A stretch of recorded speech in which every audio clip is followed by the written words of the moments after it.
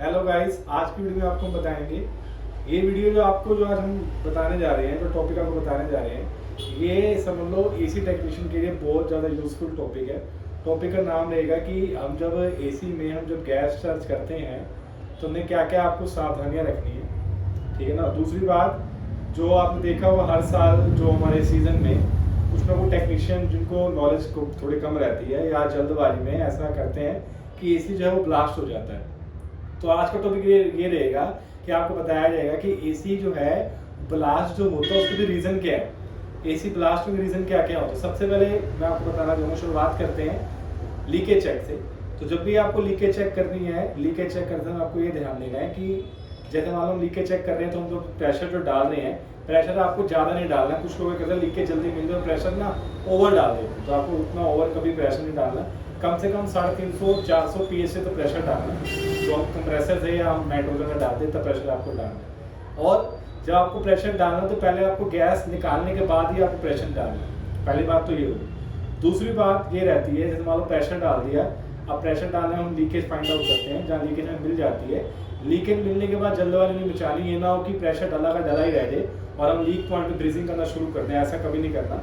पहले हम ये देखेंगे कि जो हमने लीकेज हमें जहाँ मिली है, जो लीक पॉइंट हमें मिला है, वहाँ से हमें ये देखना है कि सारा प्रेशर हमने निकाल दिया है। हमने जो प्रेशर डाला था एसी में, प्रेशर निकालने के बाद फिर उस लीक पॉइंट ब्रीजिंग करनी है। तो ये आपको हमेशा सेफ्टी ध्यान देनी है। दूसरी आपको ये सेफ्टी रखनी है कि लीकेज मिलने के बाद हमने जो ब्रीजिंग करी, प्रेशर निकाल के ब्रीजिंग करी, ब्रीजिंग करने के बाद ये फिर से हम फ्रिज में एसी में करते हैं, प्रेशर डालते हैं।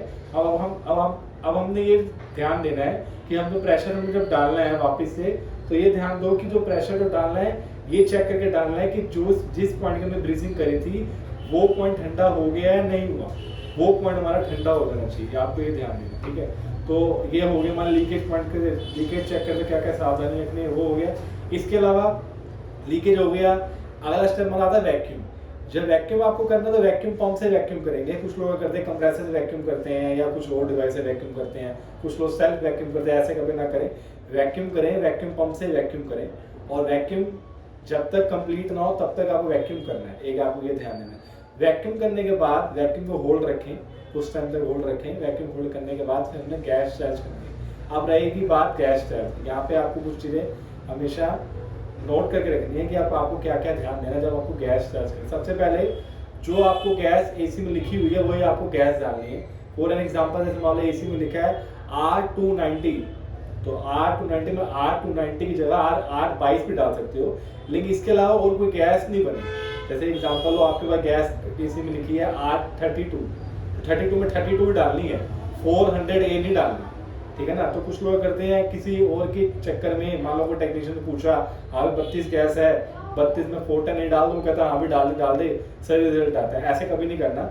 जो गैस लिखी हुई है एसी में वो आपको गैस डालनी है। हाँ, इन केस अगर मान लो आपको कभी किसी एसी में गैस लिखी हुई मिलती ही नहीं है, जैसे एग्जाम्पल मान लो कोई एसी है उसमें सारे के सारे स्टिकर मिट चुके हैं, आपको कहीं से भी लीकेज का गैस का पता नहीं चल रहा, फाइंड आउट नहीं हो रहा, तो आपको अपने पे कभी भी क्या कहते हैं बात नहीं लेनी। आपको हमेशा ये ध्यान है, अगर आपको कंफर्म नहीं हो रहा कि आपके एसी में कौन सी क्या डलनी है, उस एसी को छोड़ दो, उस पर काम ना करो। मैं तो ये आपको कहता हूँ, ठीक है ना। तो रॉन्ग गैस को कभी भी आपको फिल नहीं करना, जो गैस लिखी हुई है आपको गैस डालनी है। और गैस की बात रही, गैस मार्केट में दो टाइप्स की आती है, एक आती है जेन्युइन और एक आती है हमारी डुप्लीकेट। तो हमेशा जेन्युइन गैस ही आप यूज़ करें, डुप्लीकेट गैस कभी ना यूज़ करें। और जब आपको गैस जब चार्ज करनी है, एसी वैक्यूम किया था हमने, वैक्यूम करने के बाद जब आपको गैस चार्ज करनी है तो ये ध्यान देना है कि वैक्यूम के बाद एसी को ऑन नहीं करना, कुछ परसेंट गैस आपको डालनी है। कुछ परसेंट का मतलब क्या होता है, मतलब हम जब गैस चार्ज करते हैं अपने फील्ड पे तो 100 to 150 PSA गैस हम जब हमेशा चार्ज करते हैं, चाहे वो कोई सी भी गैस हो, R32 हो, R22 हो, कोई भी हो, इतनी हम गैस चार्ज करने के बाद फिर उसके बाद हम एसी को चालू करते हैं। तो ये भी हमेशा ध्यान दो कि वैक्यूम करने के बाद खाली वैक्यूम पे एसी कभी ना चलाएं। पहले कुछ परसेंट गैस डालें, कुछ परसेंट मतलब 100 से 150 PSA गैस डालें, उसके बाद ही आपको एसी को चालू करना है। चालू करने के बाद जिस एसी का रनिंग प्रेशर जितना होता है, जैसे मान लो एग्जांपल R32 है, इसे रनिंग प्रेशर मान लो 130 to 150 PSI according to temperature, तो उतना आपको उसमें आपको गैस चार्ज करनी है रनिंग प्रेशर के अकॉर्डिंग, ठीक है ना। और आगे आपको ये भी ध्यान देना है, सिलेंडर की बात करें सेफ्टी में क्या ध्यान देना है कि सिलेंडर हमेशा आपको 3 लेयर सिलेंडर लेना मार्केट से। डुप्लीकेट सिलेंडर भी आते हैं, मैं आपको अगली वीडियो में दिखाऊंगा कि मार्केट में कौन सा सिलेंडर आता है, आपको सिलेंडर कौन सा लेना है। 3 लेयर, एक 3 लेयर सिलेंडर आता है जो स्पेशली R32 R410A के लिए डिजाइन किया गया, वही आप हमेशा सिलेंडर को यूज करें R32 के लिए। और जितने कैपेसिटी का सिलेंडर है, जैसे एग्जांपल आपका सिलेंडर की कैपेसिटी है 4 किलो, तो 4 किलो में आपको 2 किलो गैस आपको बनवानी है। कभी भी गैस हमेशा पूरी सिलेंडर जितनी ना बनवाए। और रही बात आगे, ये भी सेफ्टी आपको ध्यान देनी है। जैसे मान लो कुछ लोग ये करते हैं, जैसे मान लो लीकेज चेक कर रहे हैं, लीकेज चेक करते समय हमने लीकेज चेक करनी है, वैक्यूम करना है, उसके बाद गैस का हमारा नंबर आता है। कुछ लोग टेक्नीशियन मैंने ये देखा है कि सारा काम कर रहे हैं धूप में खड़े हुए, तो साथ में सिलेंडर रखा हुआ है। ऐसे कभी नहीं करना। जब आपकी एसी में गैस चार्ज करने की बारी आए तभी आपको सिलेंडर को मंगवाना है अपने टेक्नीशियन से, अपने हेल्पर से, फिर आपको गैस चार्ज करनी है। और हमेशा सिलेंडर से जब गैस चार्ज करेंगे तो सिलेंडर को उल्टा करके गैस चार्ज करनी, जिससे रिजल्ट हमेशा अच्छा आता है। तो आज की वीडियो में आपको मैंने कई सारी चीज़ें बताई, ये टिप्स रहेंगी। और मैं आपको बार बार कह रहा हूँ कि ये जो है बहुत आपके लिए यूजफुल वीडियो रहेगी।